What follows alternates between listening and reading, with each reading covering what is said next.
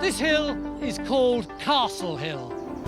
Local legend says there may be a castle somewhere in the area, possibly dating from the Norman period. Just a fair old way up there, though, isn't it, eh? And the landowners believe that the lost castle is sitting on top of their hill waiting to be discovered. We asked for a nice flat site and this is what they've come up with. But there are no clear written records and no obvious reason why a castle should be here, as there's nothing to defend. So was a castle ever built on this site? If so, who built it and why? As usual, we've got just 3 days to find out. Mind you, it's taken me the best part of 3 days just to climb up here.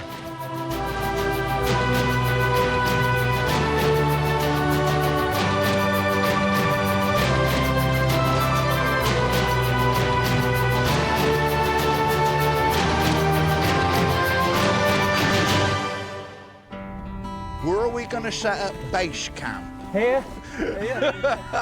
At 450 feet, Castle Hill in South Somerset is the biggest hill for miles around. Come on! Until we sort out a vehicle route, it's a real challenge for everyone who wants to get to the top. He adopts the rambler attitude with a rucksack on the back. He was walking like that when he left the bar. Jimmy, did nobody tell you you can get a vehicle up here?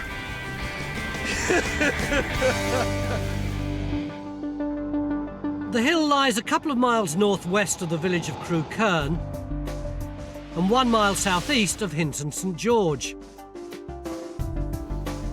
John's magnetic survey has given us a promising first target. It looks like there was something on the summit of Castle Hill. It's a good place to start, and Phil's wasting no time in marking out the first trench. You ever thought of getting a job at the council? Hey?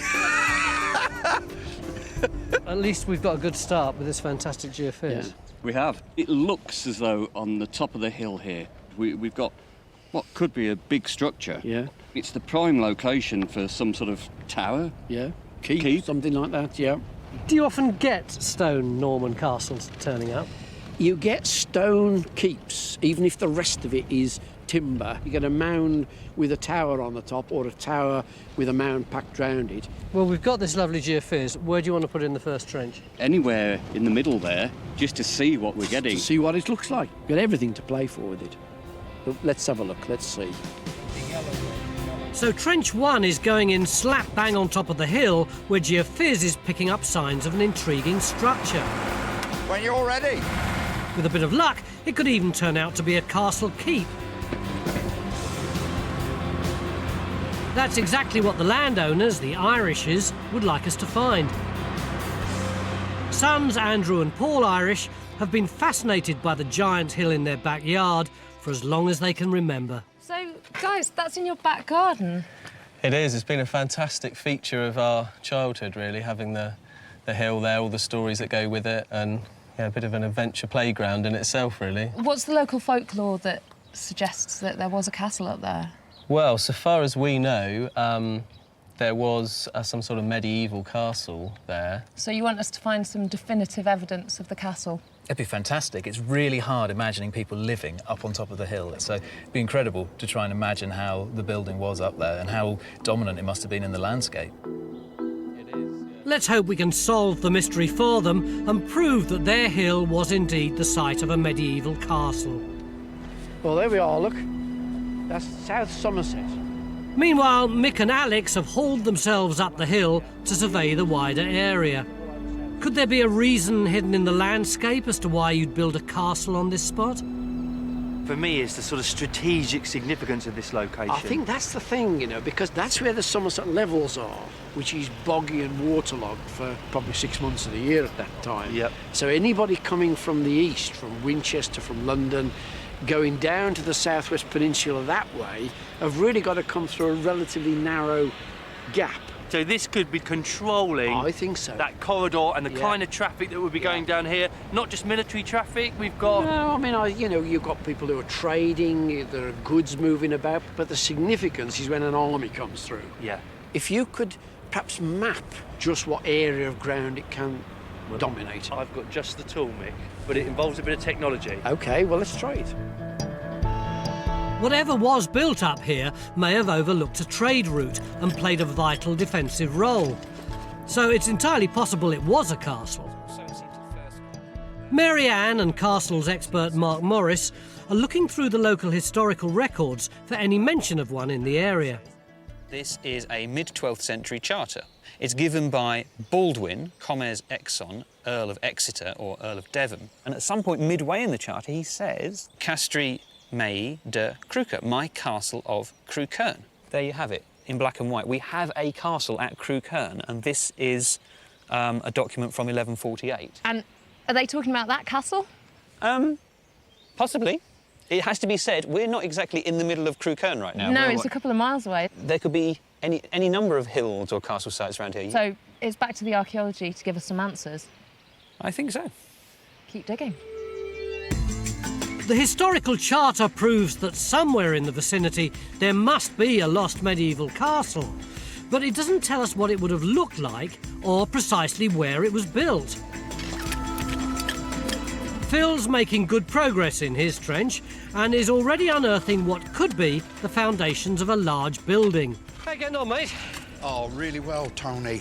I mean, this trench is absolutely diddled with archaeology, and we think we might be beginning to get the lines of robbed-out walls. You've got a very, very good edge. Explain to me why you're confident that's a good edge, because I see the same colour there as I see there. There's one, and there's the other. That one has got sand and nothing much else. This has got loads and loads of little stones in it. Totally different. OK, yeah, I believe you. So we've got stony stuff across here, and there we think we've probably got the other edge. You can see here it's very, very sandy, and here we've got this sort of stony, gritty stuff. And then out on this side, beyond where we think the wall line might be, look, we've got masses and masses of stone rubble. Now, whether or not that's where they've demolished the wall and thrown out the stone that they don't need and taken away the stone that they do need, I don't know. So it's looking good. And we have also got our first piece of pot. Can you date that? 12th century, Ooh. or about there. Yeah. It looks like we've got a really big building here. But is the building large enough to be a castle? The results of the radar are now in, and as we suspected, confirm the existence of a large rectangular structure on top of the hill. As we go into the ground, you can start to see this rectangular structure taking form. That's great, isn't it? I mean, it's looking more and more like a keep. We've got this clear ditch following this line. So what we plan to do is put a trench across there to look at that ditch, see if it's related to the structure. Is it me, or does that look absolutely central to this rectangle? Yeah, but if it was a hall block with a first floor hall, then this could be a pillar supporting some sort of vault in the middle. So where's that on the ground? If we've got this big pier, it's going to be at this point here, and that'll be supporting the upper floors. It's starting to get a bit exciting, isn't it? So we're extending Trench 1 by 3 metres to look for this mysterious central feature and to see whether Mick's grand ideas about this site are correct, while Rakshar and Matt are opening up a second trench on the lower slopes over what appears to be a ditch. You see the orange is coming up there, the blob that we're coming through could be this ever so slightly darker bit, couldn't it? Because we're trying to look for an anomaly first, and then the ditch should be a bit further up the hill. Down at our base camp, Alex is using some specialist computer software called Viewshed analysis. It maps the entire area that can be seen from the top of Castle Hill. What we do with Viewshed analysis is we take a point in the landscape, which we've taken from up there in Castle Hill, OK, and what we then map is all the other places on the landscape that can be seen from that point, and that's what you can see in green. That's very good, isn't it? We can see all of this with the naked eye when we're up there, but this really helps us to map it. Just looking here at the Fosse Way, OK, the Roman road, which is something we could see parts of from up on the hill. Well, this confirms we can actually see here where the Fossway crosses the River Parrett. Ah, that's a really important point to control that, isn't it? Yeah. I notice you've got on the map here Crow Castle here, because this might be the earlier castle, mightn't it? Well, this is the thing. This early documentary reference we've got refers to a castle at Crook. Yeah. And for me, the place name, Crow Castle, is so similar to that early reference. Yeah. And the proximity to Crewkerne as well, which we know was an important Anglo-Saxon market town and mint, might suggest that this is one of the first places you put a castle. Yeah. I think you ought to go and have a look at this and see whether there's anything to see at all on the ground, but not before you've had a cup of tea. I think I will do. So Alex and Mark are going to investigate another contender for the castle in the documents, nearer the town of Crewkerne. But with its spectacular views of the area, our Castle Hill is still a prime candidate. And some new finds from Rakshaw's Trench are looking very promising. What you got, Lindor? Pots, lots and lots of them. Look at those. Isn't that fantastic? Maybe getting on for 20 shirts come out already, just while the guys have been cleaning the top of it. Trench too? Yeah. There's no glazed wares, there's none of the early stuff, it's just solid 12th century pottery by the looks of it. And it's cookery?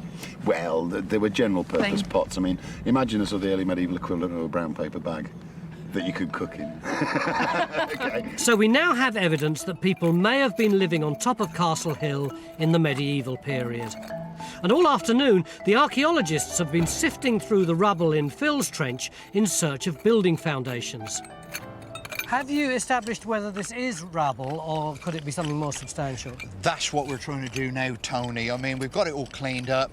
We've really got to strip it off and find out whether it's masking a wall or whether it is just rubble. This does look like a very, very good contender for a foundation trench. You can see we've got a lovely edge coming along, one edge there, and then another edge back here. So that, if that is a wall, it's going to be a really deep, substantial wall. But this is where you've extended the trench. That is some hole you've put in there. Yeah, we still haven't got to the bottom of it. This is John's central pillar. Yeah. And, I mean, it is literally going down and down and down and down. You haven't found any evidence of it yet? Not of the wall, no. I mean, I think it's literally the decayed mortar from where they robbed that stonework out. Meanwhile, Alex and Mark have made their way 1.5 miles down the road to look at another hill. They want to work out if that could be the one mentioned in the records. So here we go, Mark. When do we get it described, this site, as Crow Castle? Well, yeah, it's a late reference. It's sort of 18th, 19th century. It's the first one I can find at the moment. What I think is significant about this site is the fact that we are much closer to the town of Crewkerne. If someone says, my castle at Crewkerne, there's the town. So, you know, Castle Hill is 1 mile or so further away. Yeah. So that would argue in favour of this site. Yeah. And it's not just a hill, is it, that's been christened Crow Castle, because we've got some actual earthworks. This is a modified hill. So there's a number of factors in favour of this site as a castle, and I quite like the idea that in the immediate aftermath of the Battle of Hastings, you've got rebellion, and there's a desire amongst the Normans to kind of look down on the Anglo-Saxons so that they can't get bands together and attack the invading Normans. So this hill, much closer to Crewkerne, could well be the site of the castle in the historical records. If that's the case, then what are we digging up on Castle Hill? A forgotten castle or something else? We don't tend to see many yurts on Time Team, but the team have taken to them like ducks to water. Reminds you all of Glastonbury, doesn't it? Look at you all. It's very civilised. Here you go, Tony. Well, thank you. Bunch of hippies having a cup of tea of an evening. End of day one, have we got a castle? Well, what we have definitely got is a mid-12th century castle at Crook. Whether this is Crook Castle, anybody's guess. And I've been out looking at a site called Crow Castle, close to Crewkerne, and that's increasingly looking like a candidate for this castle that's referred to. Which raises the question, if this isn't a Norman castle, what is it? Mick? Yeah, but I mean, look at the latest geophysics. There's our trench, which is producing buildings and Norman pottery on the top. But you can now see we've got 3 lines of ditches. That one, this one here, and then one outer here. And they could be the triple ditches of an Iron Age fort, a prehistoric fort. So, you know, it might be that it's got an earlier past as well as the Norman stuff. So is this site prehistoric? Is it Norman? Let's hope we find out tomorrow. Love and peace.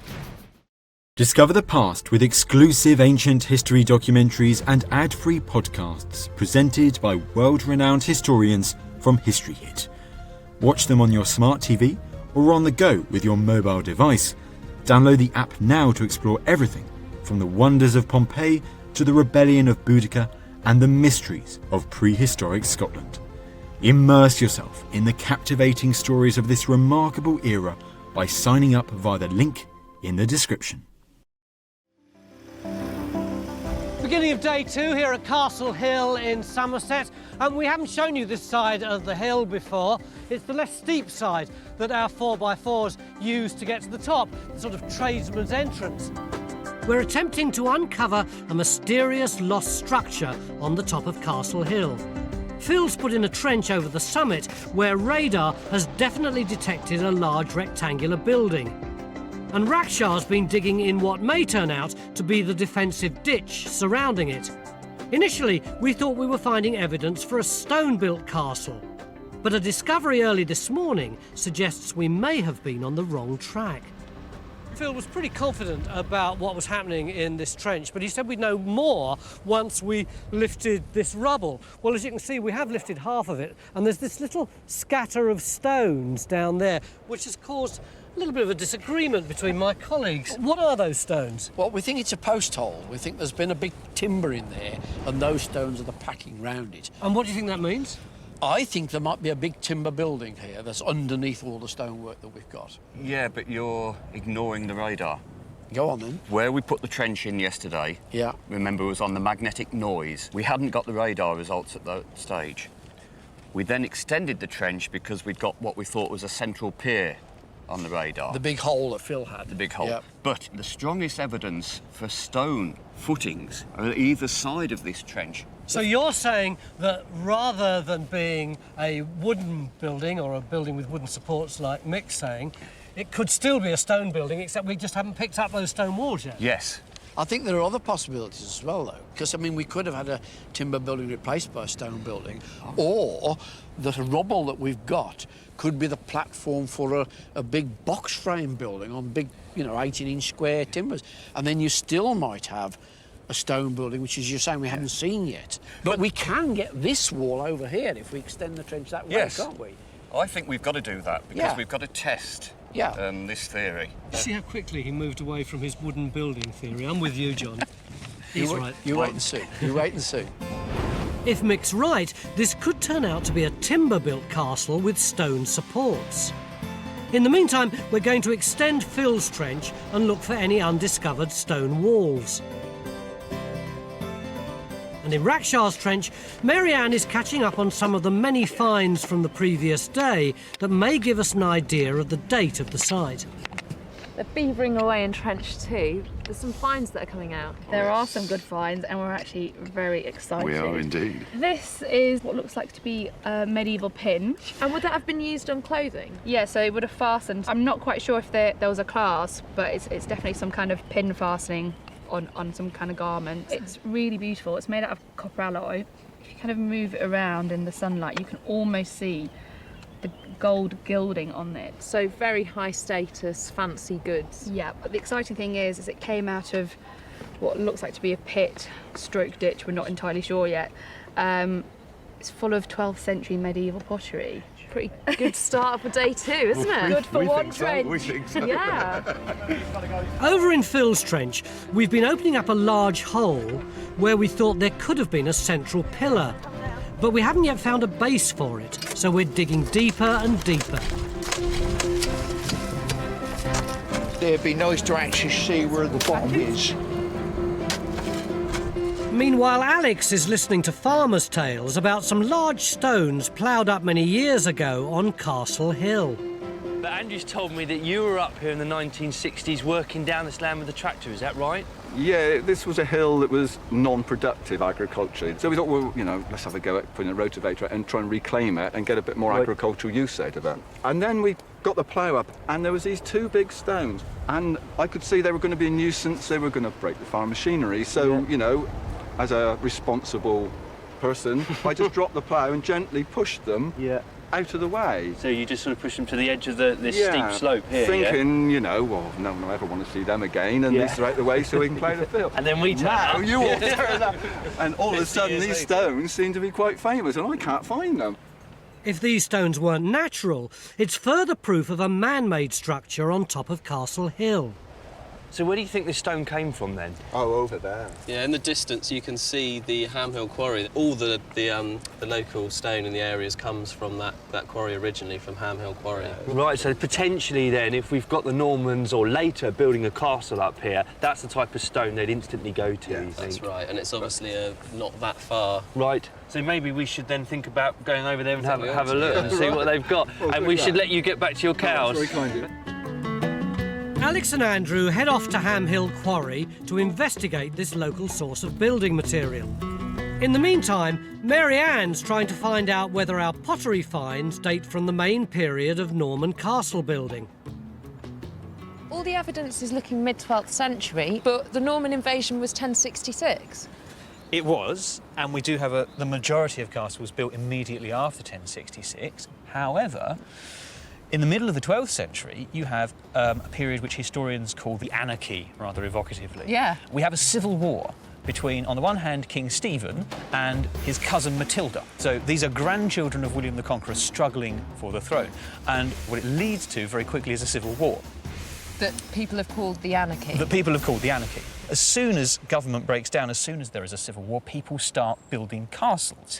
So there's rich men doing big building works, but also this kind of idea of forced labour constructing castles or fortifications. There's a rush to refortify. One of the best illustrations of the way that royal power collapses in the middle of Stephen's reign, in the middle of the 12th century, is the coinage. The coinage had always been, since the 10th century, one coin with the king's head on it, and that ran throughout all of the kingdom. In Stephen's reign, Stephen's coins are only found in the east and the southeast. In the southwest, where we are, there are coins being issued for Matilda.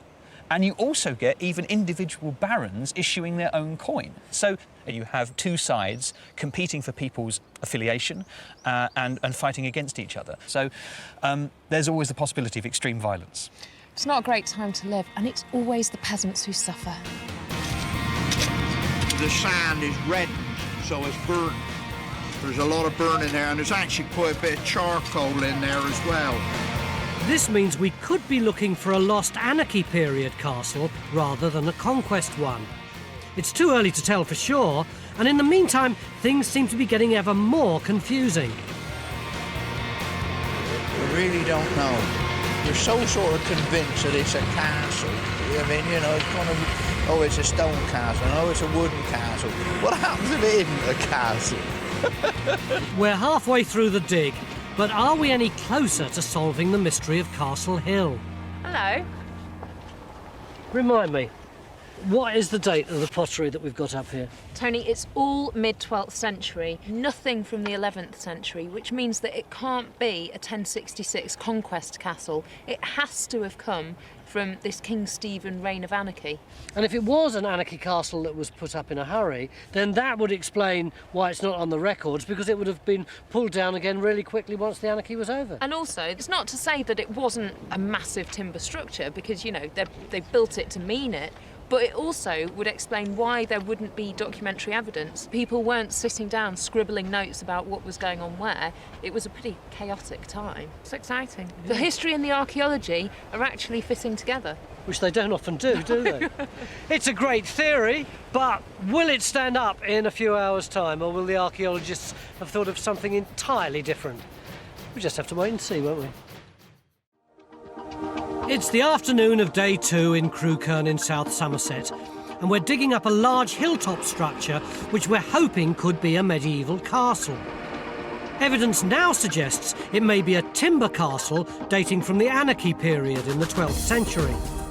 And a new find in Rakshaw's Trench may help us confirm that. Raksha? Hiya. Word is you've got a good find. The word on the street is correct. Let's have a look. I have this lovely horse riding spur. A spur? Yeah. It certainly is, isn't it? Yes. If you put it that way up, the heel, the rider's heel would be here, and then you would be goading the horse with that pointy bit there. Any idea of a date? Well, we're actually hoping it's 12th century because it's come out of this massive pit that we're digging at the moment, and all the pottery that's come out of it is 12th century. So if it was, then that too could be part of the Anarchy Wars. That's what we're hoping. Where there are spurs, there must have been horses. So does that mean somebody was keeping cavalry up on Castle Hill? We've got horses and we've got people spurring them. We've got horsemen. The medieval French word for horseman is chevalier, so we've got knights. And knights go with castles like ham and eggs, you know. So this is good stuff, the fact that we've got that spur. And what does that mean for how they're managing this landscape? When we're talking about castles in this period, they're functioning as cavalry forts.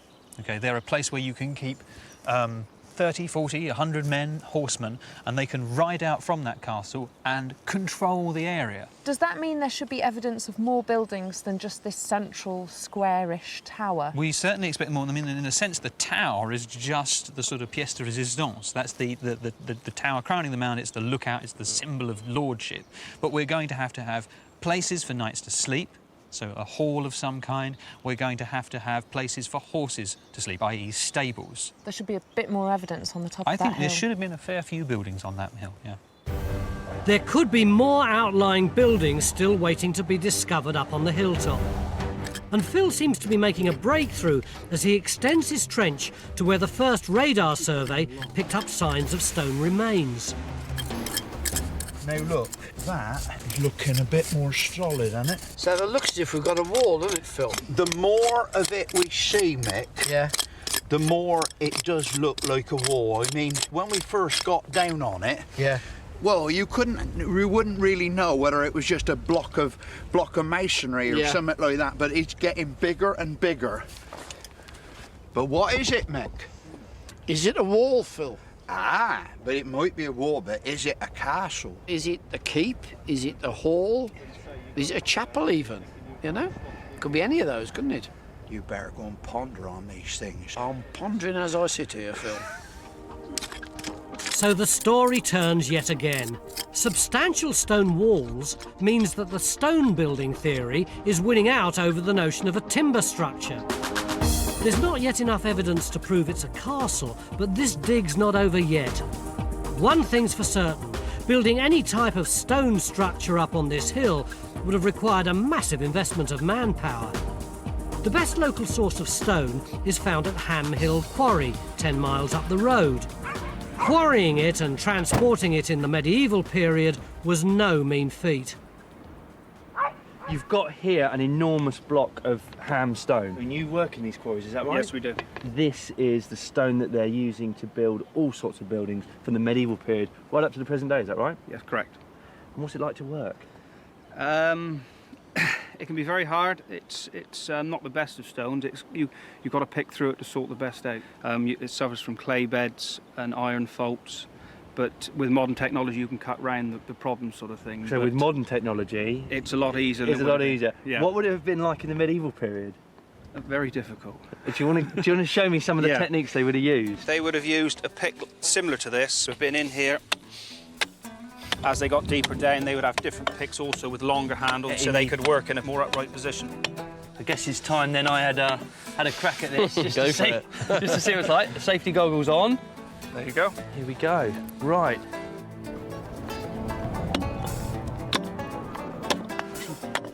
Barely having any effect whatsoever here. And that really isn't easy, that. So that's one pass through I've done there. But that'd probably take me about 3 weeks then, that would, I think. Yeah.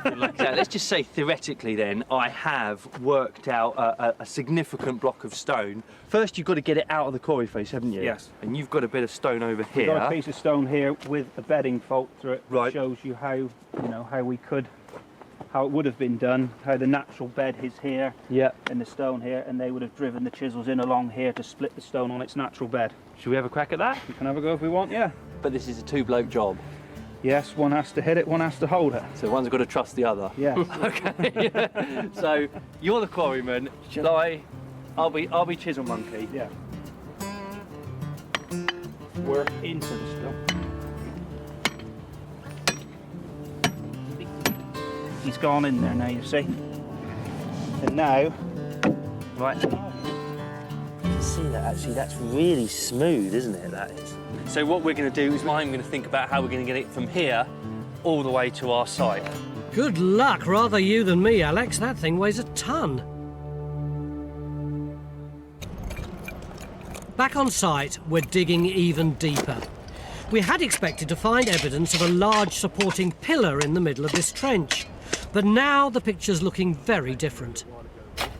You got a bit of construction work going on here. Yeah, Tony, we've literally taken it down another layer, but we still haven't got the bottom. I don't understand, though, because you said that you thought that there would be a platform for a big pillar about 2 metres down. That is literally what we thought it was going to be, but I think we've got to scrap that idea. All we've got is this whacking great hole that is filled up with loose gravel. Why are you still going down? Because we'd like to get to the bottom. We really do want to know what it is. Yeah. At the moment, we haven't got the foggiest idea what this hole represents, but if you come over here, I'll show you something that we do know about. Look, we've got a wall here. And it's not just here, it extends right the way across this end of the trench. John, you must be chuffed. This is what you prophesied would be here this morning. Yeah, so look, this is where Phil's got to. There's a clear wall there. OK, it's been robbed out at the end, but there's no doubt there's another wall that comes back on the far side. We have got a stone building here. Ah, but is it a castle? So now we're absolutely certain we've got a decent-sized stone building here, but we still can't be 100% sure whether it's a castle. Are the finds coming out of Rakshas's trench able to add anything to our understanding of the site? So what you got there then, Paul? A whacking great tripod pitcher. It's basically an enormous jug with little feet on the bottom. This is all the same pot, and a lot of these sherds fit together as well. Raksha's still digging it out. Oh, good grief! As I was saying, Raksha's still digging it out. These things can be anything up to this high. Oh, right. You know, you got one of these, it's a big round thing. That's an awful lot of pottery. And what sort of date we're talking about? It's looking, from what I can tell, like late 12th into 13th. I mean, this sort of pottery starts in the 11th, but it kind of gets nicer quality as time goes on. And this is quite good quality. Is it the sort of thing you'd use for cooking? No, I don't think so. It's the sort of thing that, it's a jug, so it would hold liquids. But some of them join together already. I'll get this cleaned up first, and then we can have a look. Dig more, dig more. I'm trying, it's really difficult. Promising finds with pottery dating from the 12th and 13th century. But we still don't know for certain if we've got a castle here, and now we've only got 1 day left. The wind up there.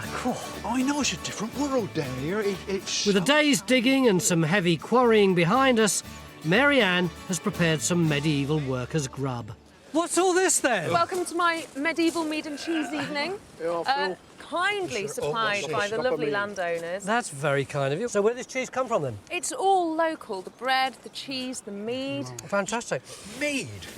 Haven't got anything else. You drink your mead. You're going to start the mead. Workers can't be choosers. You remember 3.5 hours ago, we had that conversation where we said we know exactly what this site is. Yeah. It was a temporary structure thrown up in the Civil War. The reason there are no records for it was because it was made of wood, so it all was pulled back down again. Where are you going with that? John was right. Phil's just found a stone wall up there. That throws our theory out the window. Completely. We've only got a day to get to the end of this puzzle. By the end of which, will we have a castle to show the family? Or will it be something else? Could be a chapel. You think it'll be a chapel? Well, it could be. What do you think it'll be? God, it could be anything as long as it's not mead. Haven't you got anything else to drink? Try that, that's the local cider. That's got to be better, isn't it? Cheers, mate. Thanks very much. Cheers. And thank you for the mead. And the cider.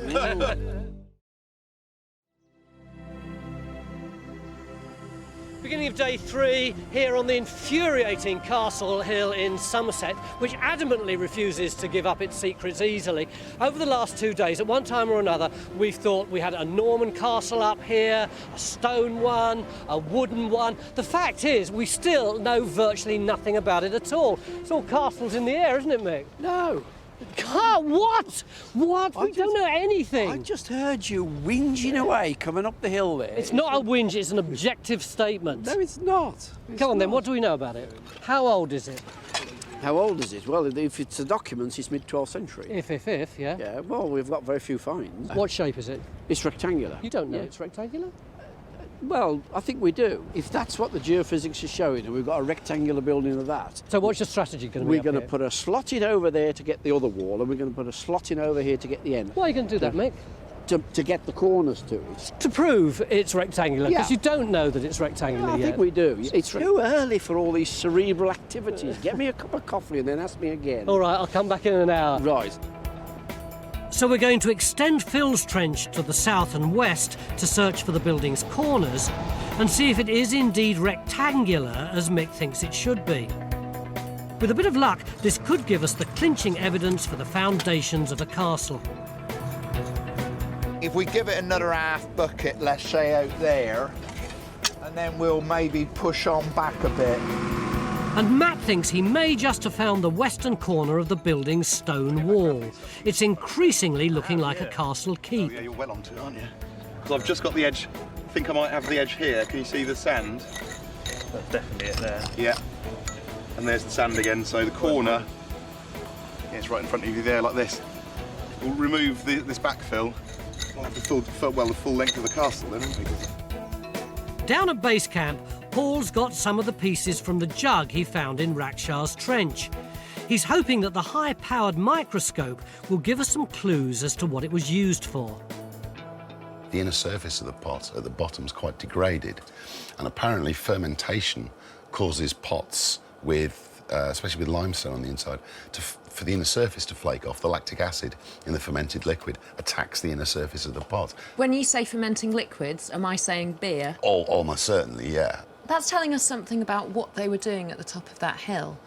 I mean, they were living there, drinking their beer out of their pitchers. Well, they drank a lot of beer in the medieval period. It was safer than drinking the water. You see documentary references to beer being referred to as liquid bread. I mean, it was a good source of calories as well, as people drank anything between 4 and 8 pints of beer a day. Children as well. Lots of pitchers then. Yes. With some skillful handiwork, Paul glues together the 28 shards of pottery making up the side of this jug. It had 3 little feet on the bottom, a spout and a handle on the top, and probably dates from the 13th century. A good find, but it still doesn't tell us who these people were or what they were doing here. For the rest of the day, the archaeology team really needs to get motoring. It's hard going, but everybody knows this is our last chance. And Matt just made another important discovery. Matt, this is a pretty weird-looking trench, isn't it? About 9/10 of it seems unexplored, and there's just you beavering away here. Well, this trench was positioned here to find the southwest corner of the structure, and that's what we've got. And if you look on the geophysics here, we've got a strong corner behind us there. We've got the wall line over there, nothing much over here, and so we thought, well, here-ish, and we'll catch it somewhere, and we did. We've caught it right on the edge of the trench here. So this is your western edge. This is the foundation trench. We're digging it out. Have you got it where it turns? We have, yes. It comes along here, and that is the southern edge there. So the actual corner of the building is just about there. Well done, you just got it. Just about. That's the southwest corner of the building found, and in the southeast corner, Phil's found a fascinating piece of evidence. It's forcing us into yet another rethink. Phil, are we beginning to understand what's going on here? Oh, absolutely, Tony. We are looking at the corner of the building. Here's the outside corner just in front of us here, and you can see the outside line of the wall. You go see it straight through, and you can actually see the edge of the foundation. What, just sort of that's all the way right, and in right fact, down you to can here? There, just a little bit in front of you is the edge. There you go. Where you're standing is the edge of the foundation trench. And you can see that line comes all the way through towards me. That is the end of the building. Can you get out of my trench? I've cleaned that, please. All right. So that is the outside corner of the building. The inside building is immediately in front of where James is. James, can you show me where the inside of the building is? You know when you said in your po-faced way like you always do, get out of my trench, please? Yes. That was just when I was coming to this stuff here. What's all this? Well, there's a very strong possibility that that's mortar that has squeezed out of the joints between the stones as they're actually building the castle. Well, why didn't they clear it all away? Yes, but that could mean that the actual building was never actually finished. And the point of it is, if you finish a building, you would tidy up all that sort of muck. Maybe they just never finished it. That's intriguing. Do you want me to get a couple of bits of strings and tie them round? Too late, it's gone. An unfinished castle is an idea that the records seem to support. According to the historians, this was nothing out of the ordinary during the time of the Anarchy. We've got pottery, late 12th century. We've got a massive stone foundation of one building, and we don't hear of it afterwards at all. I wonder whether this is started and unfinished. It's not uncommon then, actually, for people to start out with some grandiose idea, dig the foundations, then political changes or changes in the family or whatever. Yeah, exactly. When you talk about the family, with the Redvers family, Baldwin de Redvers dies in 1155. He's succeeded by a succession of short-lived heirs. Anything could have stopped the building programme and just thought, we pack up shop. So we've gone from a timber castle to a stone castle to an unfinished stone castle. Chaps, we've only got a matter of hours. How are we going to resolve this? We just carry on digging, you know, we carry on thinking about it. I mean, if we've changed our mind that often in 2.5 days, who knows what will happen by the end You'll of have the day. about 7 more ideas between now. Almost certainly. So an unfinished castle is now our favourite theory, and we know it's a real historical possibility. Let's get the tailgate on. Given how hard it's proved for Alex to hack stone out of the quarry, it wouldn't come as any shock to him to learn the castle was unfinished. I've certainly never transported anything quite as heavy as this. No, it's fair weight, isn't it? So it should be fun. Yeah, let's see how we get on. We've asked Alex and Andrew to use a traditional means of transport to bring the stone to site. It's proving far from straightforward. Good boy, Robbie. Large shire horses came to Britain with the Normans. These are heavy animals and need careful handling. After a couple of hours slogging it out on the roads, there's still a fair way to go. Let's hope they get back while there's still daylight. Back on site, it's been all hands to the pump as the end of day approaches.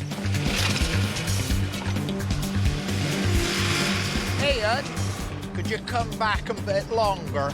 Just a little bit more to have a look at. But has it been enough? Can we say for certain what type of building stood on Castle Hill back in the Middle Ages?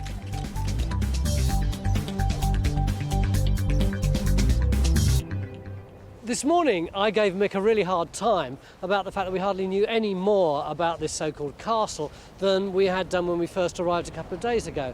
So Mick, what do we know? I think we know the size of it, which you were whinging on about this morning. don't we? Which was? That's right. I mean, in its long dimension, it's 17 metres outside to outside and width 13 metres. The actual thickness of the walls is about 3 metres, isn't it? About 3 metres, yeah. The fact that it's rectangular rather than square, perhaps the 1170s, something like 1180s, perhaps something like that, in style terms. But I mean, the other thing is that I seriously doubt whether it was ever finished, actually. Why do you say that? Well, there isn't enough later material for activity after 1200, you know, there's very little pottery and stuff like that. We don't have any bits of Romanesque sculpture. It's like as if they haven't got that far yet with it. What do you think the walls were made of, or would have been made of? It must have been a stone-built building. I'm sure it must have been a stone-built building. And It's not likely to have been timber-framed. And they must have been intending for it to go up quite a way. One thing I think you can be sure about it was that it was an incredible outlay of labour. Yeah. All this stone had to be brought up here. What about this huge pit thing that we've got? Yeah, well, I think that's a well they're building. There are very few keeps and stone towers on Norman castles which don't have a well built into them. Yeah. And sometimes they are the most colossal engineering feats. You take somewhere like Bamborough Castle up in Northumberland that we looked at. There's a well there that is cut through the dolerite. I mean, that rock's like steel, and yet they hacked all the way through it to get to the water table. Does a well make sense to you? Well, I don't see why not. You see, that all adds strength to the idea that it was never finished, because we've dug it down 3.5 metres and we haven't got any hint of lining. Now, I can't believe that if they'd have lined that well, completed it, that they would have robbed out 3.5 metres of well. Absolutely. Isn't there one thing that blows your 1170 dating right out of the water? Go on. We've found 13th century pottery on the site. Well, we do, but we don't have very much of it, and most of it seems to be some sort of picture. I wonder whether that is not the refreshments for the people demolishing it. Isn't that special pleading? Well, it could be, but it's the sort of thing that Paul was coming out with. There's not enough. Paul, our pottery expert. Paul, pottery. There's not enough of it for occupation. So the mystery of Castle Hill has finally been solved. There was a castle here, but it wasn't quite what any of us were expecting. It's been 3 pretty hectic days, but I think we're finally ready to tell you what is on top of Castle Hill. Wow. It is a castle. But the surprise is, though, it was never finished.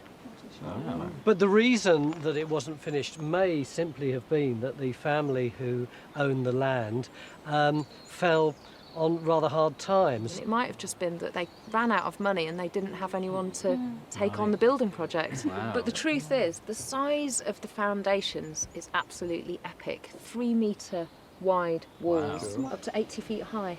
Wow. Gosh. Imagine up there, imagine what that would have looked like if there had ever been a completed castle on top of that. From the foundations and walls we've discovered, we can now tell what the castle would have looked like if it had ever been finished. The keep would have measured 17 metres long and 13 metres wide, with 3-metre thick walls made of stone, probably from the local quarry. It's very likely that the big mysterious pit in the middle was a well that was also never completed. And from some of the pottery, we know the unfinished castle was finally abandoned and torn down in the middle of the 13th century. An incredible amount of labour for the men who brought stone to build the castle, only for it to be torn down again. Alex. Stand there, Robbie. Tony. We don't need it. You don't need the stone? The castle never got finished. You're joking. No. Can you turn around and take it back again? No, I cannot. No. You don't need a stone for a rockery, do you?